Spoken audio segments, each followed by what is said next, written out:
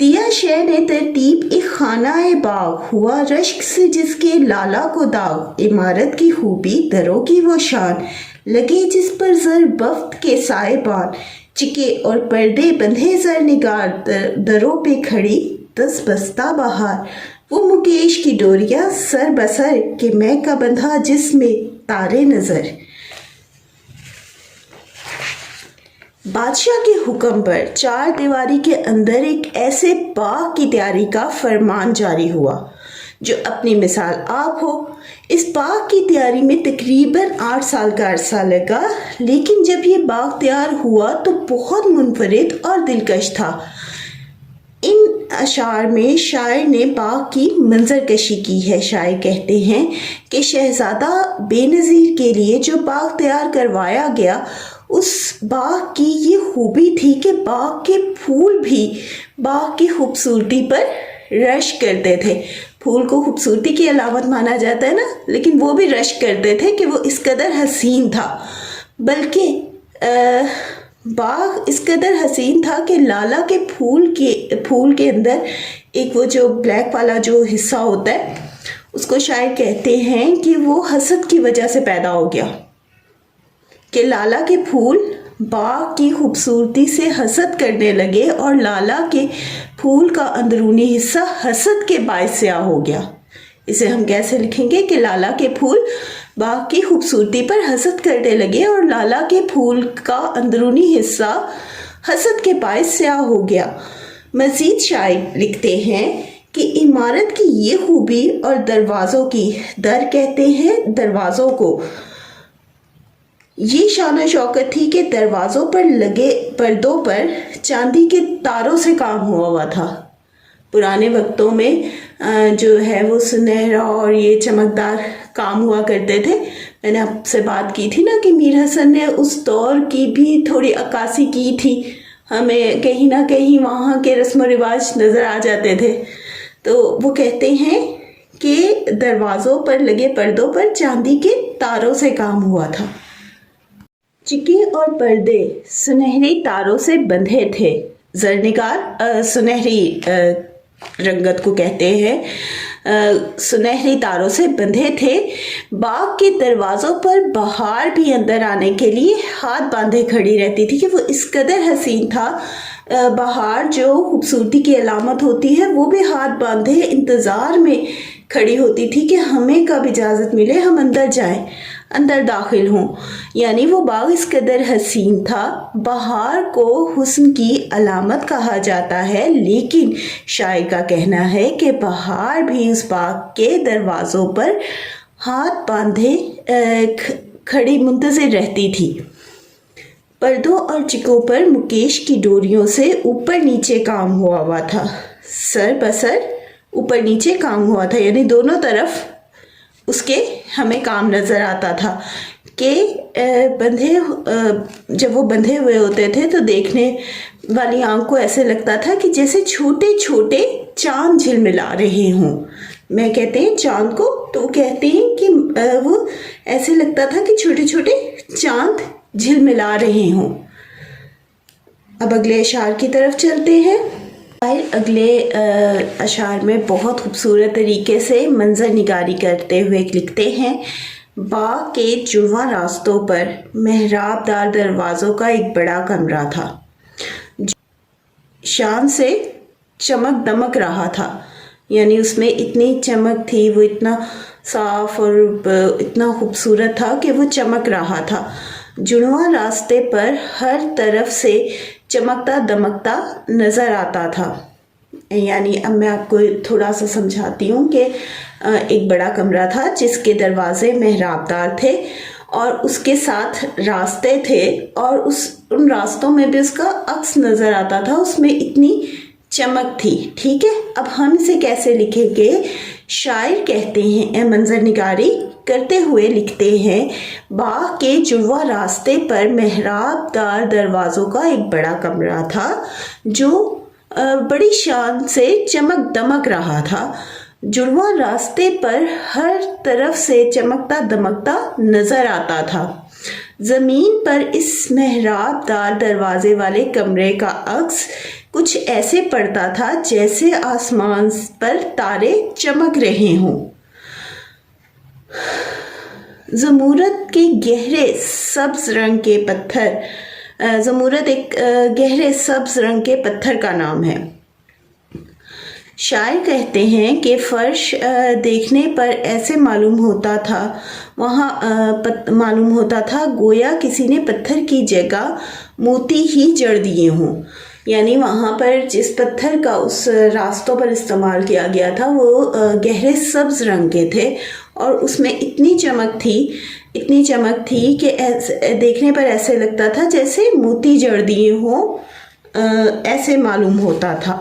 باغ میں جس طرف نظر اٹھا کر دیکھو پھول ہی پھول نظر آتے تھے، کہیں نرگس کے پھول ہیں تو کہیں یاسمین کے، تو کہیں چنبیلی اور کہیں موتیے کے۔ یہی نہیں، باغ کی خوبصورتی کو بڑھانے کے لیے بیلیں بھی لگائی گئی تھیں۔ موگرا کی بیلیں باغ کے حسن کو مزید نکھار رہی تھیں۔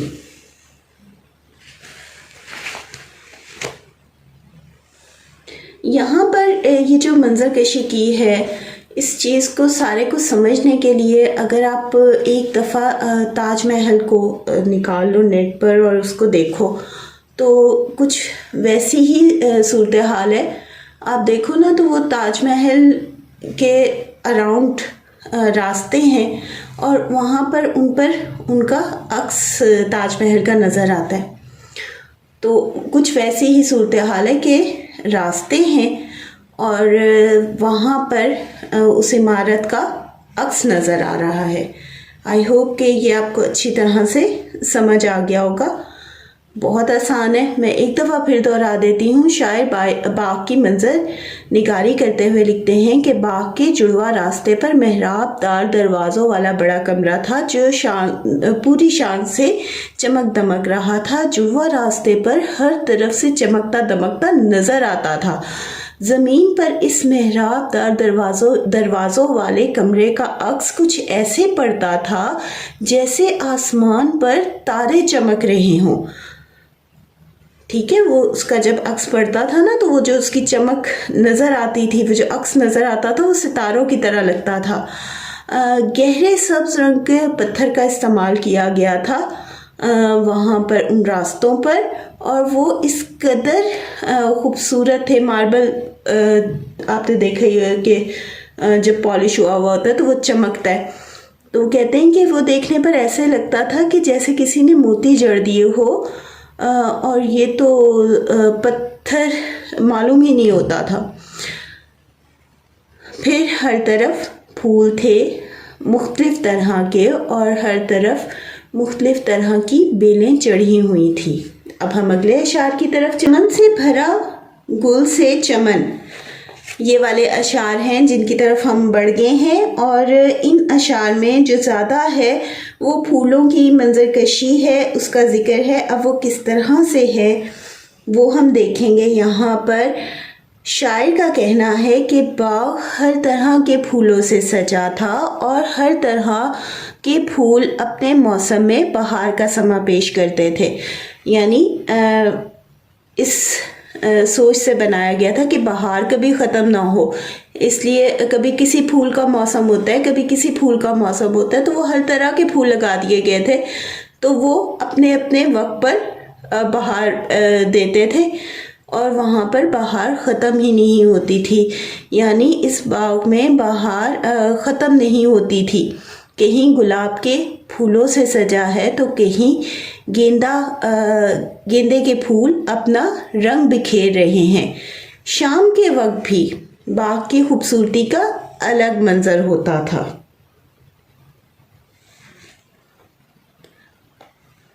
اور گل داؤدی منفرد منظر پیش کرتی تھی۔ گل داؤدی ایک یلو کلر کے پھول ہوتے ہیں جو عام طور پہ آئی تھنک کہ شام کے وقت کھلتے ہیں، تو وہ کہتے ہیں کہ گل داؤدی جو ہے نا وہ منفرد منظر پیش کرتی تھی۔ چاندنی راتوں میں پھولوں کی الگ بہار ہوتی، ہر ایک پھول چاندنی کی سفیدی میں چاند کی روشنی میں چمکتا۔ یعنی جب چاندنی رات ہوتی ہے تو بہت زیادہ چاند کی چمک بڑھ جاتی ہے، اور ہر چیز صاف نظر آنے لگ پڑتی ہے. تو وہ کہتے کہ وہ تب بھی چاندنی رات میں کیا ہوتا تھا کہ وہ جب پھولوں پر چمک پڑتی تھی تو وہ سفیدی میں بھی وہ چمکتے تھے، نظر آتے تھے. ہم کیسے لکھیں گے؟ چاندنی راتوں میں پھولوں کی الگ بہار ہوتی، ہر ایک پھول چاندنی کی سفیدی میں چاند کی طرح چمکتا. عجب چاندنی میں گلوں کی بہار، ہر ایک گل سفیدی میں مہتاب دار. یہاں تک ہو گیا. کہیں زرد رنگ کے پھول الگ بہار دکھاتے اور باغ ان پھولوں سے مہکتا. یعنی پھول تو لگے ہیں، ان کے رنگ بھی الگ الگ ہیں اور وہ بہت خوبصورت بھی لگ رہے ہیں، لیکن پھولوں میں خوشبو بھی تو ہوتی ہے. تو وہ جو ہے آپ کے مائنڈ کو، ذہن کو بہت اچھی لگتی اور آپ کو سکون دیتی. شاعر کا کہنا ہے کہ وہ باغ جو تھا ان پھولوں کی خوشبو سے مہکتا رہتا. پانی کی نہریں ہر طرف بہہ رہی تھیں اور پرندے نغمے گاتے چہکتے رہتے. میں نے یہاں پر آپ سے پہلے بھی کہا تھا کہ جس طرح سے کچھ تقریباً اس طرح کی منظر کشی ہے جیسے تاج محل کے اس میں جڑواں راستے ہیں، پانی ہے اور اس کا عکس نظر آتا ہے. اسی طرح یہاں پر بھی کچھ ہے کہ پانی کی نہریں ہر طرف بہہ رہی تھیں اور پرندے نغمے گاتے چہکتے رہتے. یہ جو میں نے آپ کو پھر سے ایک دفعہ مثال دی ہے، میں نے یہ صرف آپ کو اس لیے دی ہے، اسے آپ نے پیپر میں نہیں لکھنا، میں نے آپ کو اس لیے دی ہے کہ آپ سمجھ سکو کہ وہ صورتحال کیا تھی، آپ کو وہ آسانی سے سمجھ آ جائے. آگے ہے وہ جھک جھک کے گرنا خیابان پر، نشے کا سا عالم گلستان پر، چمن آتش گل سے دہکا ہوا، ہوا کے سبب باغ مہکا ہوا. پھولدار بیلیں اور پودے جھک جاتے ہیں. پھولوں کا یوں جھکنا راستوں پر، خیابان راستے، شاہراہ.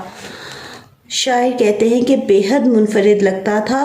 آپ اس کی اپنی منظر نگاری سے کام لیتے ہوئے لکھتے ہیں کہ اس باغ میں ایسا لگتا تھا گویا نشے کا عالم ہو اور پھولوں کی پتیاں نشے کی حالت میں جھوم کر شاہراہوں پر جھک گئی ہوں، یا پھولوں کو نشہ اور خمار ہو اور وہ نشہ اور خمار باغ کے حسن کا ہے اور انہیں اس بات کا خمار ہے کہ وہ اس کا حصہ ہے. چمن آتشی گل سے دہکا ہوا، جو سرخ گلاب ہوتے ہیں نا، وہ ان کا رنگ بھی سرخ ہوتا ہے، لال ہوتا ہے، تو وہ دیکھنے میں دور سے ایسے لگتا ہے کہ جیسے آگ بھی. تو وہاں پر وہ اس سے کہہ رہی ہیں کہ چمن آتشی گل سے دہکا ہوا، مطلب کہ جا بجا لال گلاب کھلے ہوئے تھے.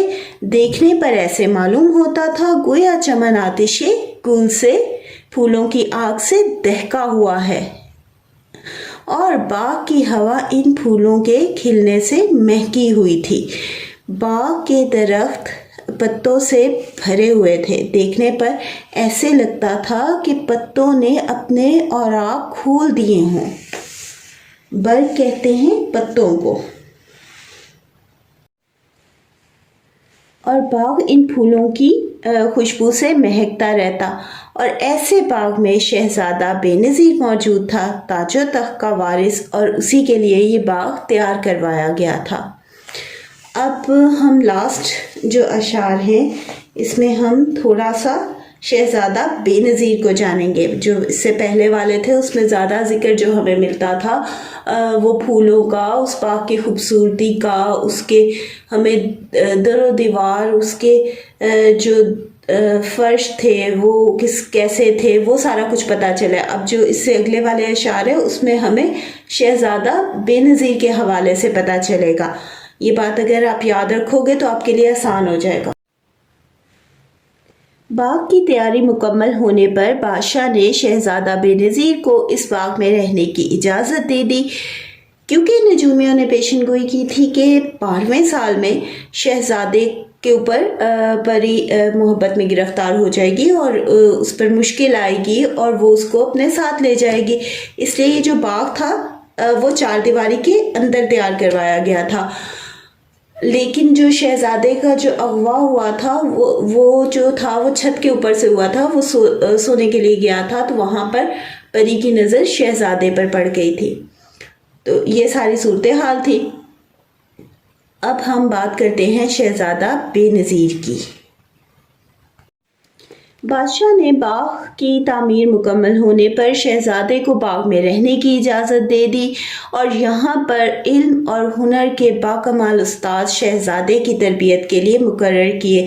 کیونکہ شہزادہ بے نظیر مستقبل میں تخت نشین ہونا تھا انہوں نے اور تاج و تخت کو سنبھالنا تھا، اس لیے ان کی تعلیم و تربیت تو بہت ضروری تھی. تو یہاں پر مختلف استاد مقرر کیے گئے جو انہیں مختلف ہنر اور علم سکھاتے، ہر طرح کے علم سے انہیں سکھائے گئے. بات کرنے کا آداب، پھر جو ہے مختلف طرح کے ہنر، اور آہستہ آہستہ بہت جلد ہی اس ساری توجہ سے اور اس سارے ماحول میں اور اپنے اچھے استادوں کی سرپرستی میں شہزادہ واقعی ہی بہت جلد اپنے نام کی طرح بے نظیر ہو گیا، یعنی باکمال ہو گیا اور ہر علم اور ہنر کے اوپر انہیں مکمل عبور حاصل تھا. تو یہاں تک بات ہوئی. اب ہم اسے لکھیں گے کیسے. بادشاہ نے باغ کی تعمیر ہونے پر شہزادے کو باغ میں رہنے کی اجازت دے دی اور یہاں پر علم اور ہنر کے باکمال استاد شہزادے کی تربیت کے لیے مقرر کر دیے اور شہزادے کی تعلیم و تربیت کا سلسلہ بھی جاری رہا. بے نظیر کو کلام کرنے کے آداب سکھائے جانے لگے. ہر طرح کے علم کو سکھایا گیا. صرف یہی نہیں بلکہ بہت سے ہنر بھی شہزادے کو سکھائے گئے. یہاں پر ہے نا، سوا ان کمالوں کے کتنے کمال، صرف یعنی یہی نہیں، بہت سارے. ٹھیک ہے، تو شہزادے کو بہت سارے ہنر سکھائے گئے، بہت سے کمال سکھائے گئے اور اس تمام تعلیم و تربیت کی وجہ سے شہزادہ جلد ہی ہر فن اور ہنر میں باکمال ہو گیا. اپنے نام کی طرح قابلیت میں بھی شہزادہ بے نظیر تھا، یعنی اپنی مثال نہیں رکھتا تھا، اپنا ثانی نہیں رکھتا تھا.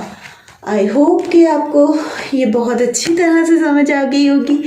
آپ ایک دفعہ سے اس کا سٹارٹ سمجھ لو گے کہ آخر میں اس مثنوی میں جس داستان کو بیان کیا گیا ہے وہ ہے کیا ہے، بھی بہت انٹرسٹنگ. تو اور اس کے بعد یہ جو پارٹ ہماری بک میں شامل ہے اس کے اندر کیا بتایا گیا ہے، تو آپ کے لیے اس کو لکھنا بہت آسان ہو جائے گا. اس کے اندر یہ جو حصہ ہماری بک میں شامل ہے اس کے اندر زیادہ تو منظر نگاری ہے اس باغ کے حوالے سے. اس باغ میں کیا تھا، اس کے جو فرش تھے وہ گہرے سبز رنگ کے اور بہت چمکدار تھے. ٹھیک ہے، پانی کی نہریں بہہ رہی تھیں اور جو درمیان میں ایک بڑا کمرہ تھا جس کے محراب دار دروازے تھے، ان کا عکس پڑتا تھا تو وہ ایسے چمکتا تھا جیسے زمین پر ستارے چمک رہے ہوں، اور ہر طرف پھولوں کی بہار تھی اور وہ ہر وقت پھولوں سے مہکتا رہتا.